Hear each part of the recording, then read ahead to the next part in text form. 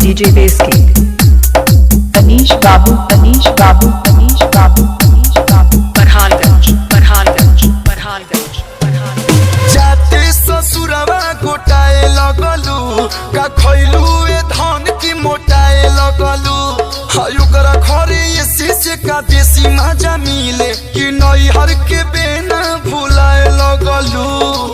गुण कौन जाता बतना बता यार दोना बता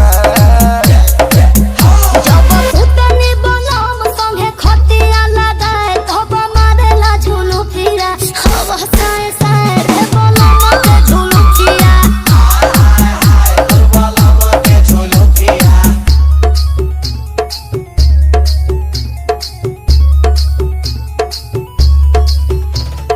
Anish Babu, Anish Babu, Anish Babu, Anish Babu. चौथी साबर, चौथी साबर, चौथी साबर.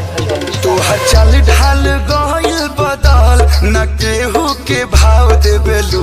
स्टेटस देखा के आजकल करे जाहो घाव देबेलू सोनिया हमें राजा हम रानी खानी रहिले रोवा चाहे गावा हम सफा सफा कहिले बोली तोहर गोली खानी लागे धाए धाए अरे लागे धाए धाए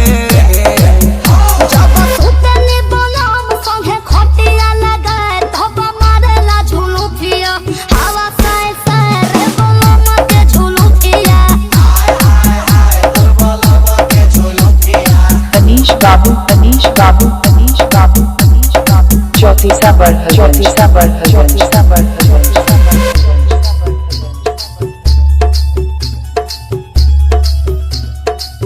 हम एसी में राखी तो जान तू मुँह चमकावत रहू तो सवेरा करे पहरी कबेस्ट दोपहर नयावत रहू रोशन जी सवास हमरा कुछ के न गंगा कोनो जी से शादी करके मन गंगा होगा ये जौन भूल तारू बात न सहाय हर बात न सहाय आज सुतनी बनम संगे खटिया लगाए तब मारेला झुलू फिया हवा साए साए रे बनम के झुलू फिया Anish Babu, Anish Babu, Anish Babu, Anish Babu. चौथी साबर, चौथी साबर, चौथी साबर, चौथी साबर, चौथी साबर, चौथी साबर.